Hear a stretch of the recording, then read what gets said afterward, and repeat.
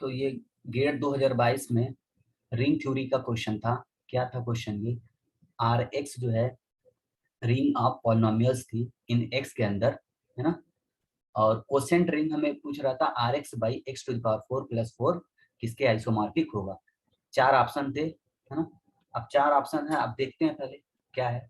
यहाँ पे R x by x to the power 4 plus 4 क्या है, ये रिड्यूसिबल है आर एक्स के अंदर, है ना, क्योंकि डिग्री ग्रेटर देन 2 है।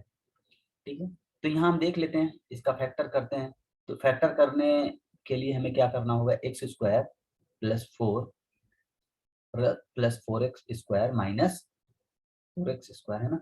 एक बार प्लस 4x स्क्वायर ऐड करेंगे, क्या है note one, F any field, है ना। एफ कोई भी फील्ड हो, फाइनाइट हो इनफाइनाइट हो, और एफ एक्स कोई पॉलिनोमियल है जो इसके अंदर एफ एक्स के अंदर बिलोंग करेगी।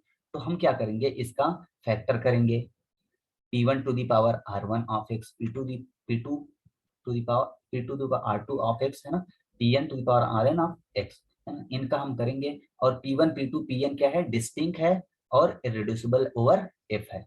तो ये किसके आइसोमॉर्फिक हो जाते हैं, यहाँ पे fx by p1 to the power r1 of x, और यहाँ पे fx by p2 to the power r2 of x, and fx up to fx upon pn to the power rn of x, इसके isomorphic हो जाते हैं। तो हम देखते हैं इस चीज को कैसे सॉल्व करते हैं। यहाँ पे हाँ, यहाँ मैंने लिख दिया है कि R x by x to the power 4 plus 4 को हम क्या करेंगे, यहाँ पे इस नोट वन से हम ऐसे लिख सकते हैं। ठीक है, तो अब इनके हम अब हमें पता करना होगा क्या है। तो सिंपल था, हमें पता ये कि यहाँ पे आर एक्स है ना, ये आर एक्स है। ठीक है, यहाँ पे रूट्स क्या होंगे, इसके कॉम्प्लेक्स होंगे, क्योंकि डिस्क्रिमिनेंट इसका क्या है, निगेटिव है।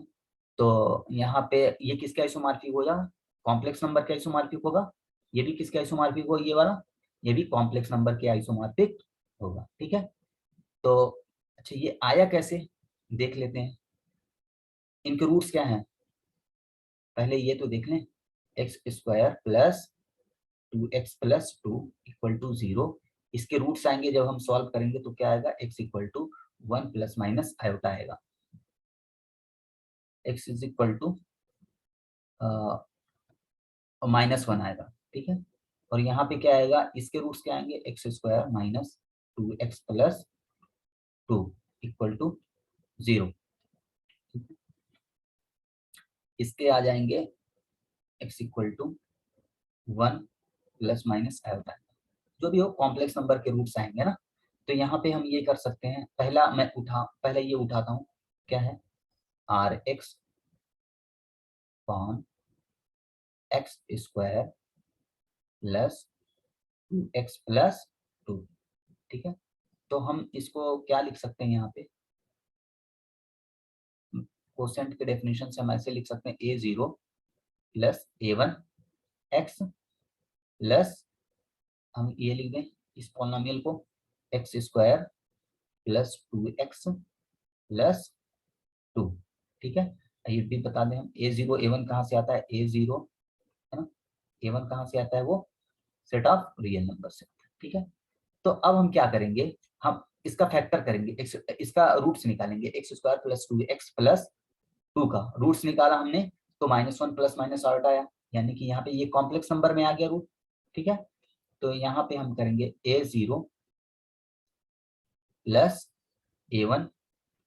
ठीक है, यहाँ पे हम लिख दें -1 प्लस माइनस आयोटा, कुछ भी लिख सकते हैं यहाँ पे प्लस। ठीक है, x square plus 2x plus 2, है ना, ये हम बता दें क्या है, a0। ठीक है, a0 a1 belongs to set of real number. ठीक है, अच्छा ये जो -1 प्लस माइनस आयोटा है ना, तो जब हम इसको सॉल्व करेंगे तो हमारे पास इस टाइप की चीजें आ जाएंगी, a0 प्लस या b1 इंटू आयोटा, है ना, जब इसको सॉल्व करेंगे हम तो, और यहाँ पे प्लस, ये हम लिख देते हैं x square plus 2x plus 2, और यहाँ हम बता दें a0 और b1 कहाँ से आ रहे हैं, वो भी सेट ऑफ रियल नंबर से आ रहे हैं। तो ये है किसके, ये क्या है, देखा जाए ये एक क्या है, कॉम्प्लेक्स नंबर है ना, क्योंकि कॉम्प्लेक्स नंबर की डेफिनेशन ही होती है a0 plus b1 into iota, a0 कमा b0 बिलोंग्स टू r, तो ये कॉम्प्लेक्स नंबर हो गया। तो इसलिए मैंने कहा कि ये rx by x to the power 4 plus 4 किसके आइसोमॉर्फिक है, कॉम्प्लेक्स नंबर है ना, क्रॉस कॉम्प्लेक्स नंबर, ठीक है ये। तो अब हमें एनालिसिस करनी है, ये क्या एनालिसिस करनी है देखते हैं। इसको पहले हटाते हैं, ठीक है यहाँ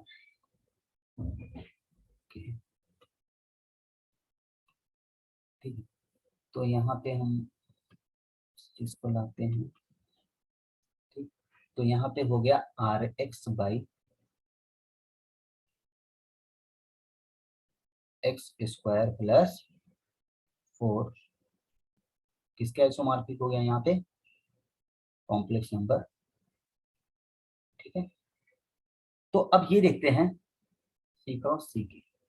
अब यहाँ पे ये देखते हैं क्या, अब बस हमको इसके बारे में पूछ रहा था ना, हम इसको ना सॉल्व करके हम इसकी प्रॉपर्टीज के बारे में पढ़ लें, है ना, सारी चीजें पता चल जाएगी हमें। तो ये देखते हैं, पहला पूछ रहा है क्या ये फील्ड होगा, देखते हैं क्या ये सी क्रॉस सी फील्ड है, नहीं है। क्यों नहीं है, क्योंकि इंटीग्रल डोमेन ही नहीं है। हम एग्जांपल ले लें 1,0 और 0,1 है ना, क्या आ गया 0,0 आ गया। तो ये नॉन जीरो था, ये नॉन जीरो था, दो नॉन जीरो का प्रोडक्ट 0 आ गया, तो ये इंटीग्रल डोमेन नहीं है।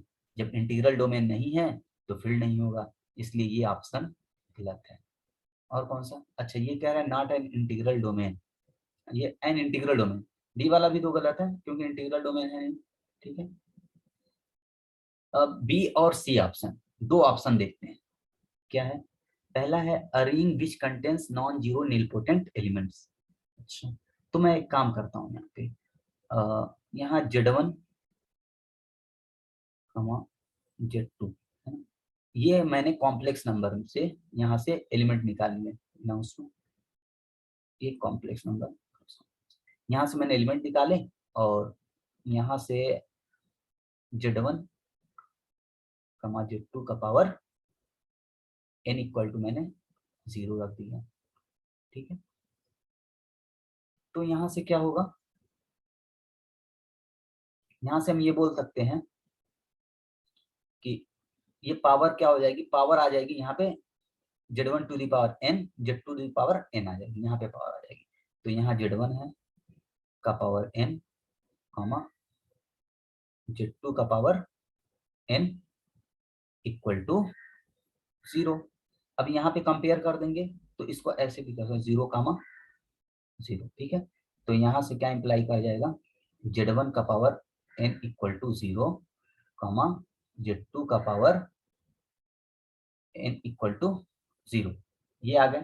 तो यहाँ से हम ये बोल सकते हैं Z1 इक्वल टू 0 और Z2 इक्वल टू, यहाँ पे हमारे पास जगह नहीं है सॉरी, तो यहाँ पे इससे क्या आ जाएगा यहाँ से, तो Z2 इक्वल टू 0 है ना, यहाँ से ये Z1 इक्वल टू 0 आ गया और ये Z2 इक्वल टू 0। तो हमारे पास नॉन जीरो नीलपोटेंट एलिमेंट नहीं मिले, हमें क्या सिर्फ 0 मिले ना, सिर्फ हमें क्या मिले यहाँ पे 0,0 हमें मिले जो नीलपोटेंट एलिमेंट हैं, ठीक है।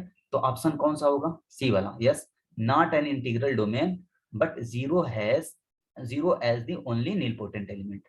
तो सी ऑप्शन करेक्ट है। ये क्या है, नॉन जीरो है ना, नॉन जीरो तो मिले नहीं, अभी हमने सॉल्व किया, तो ये ऑप्शन गलत है। Thank you.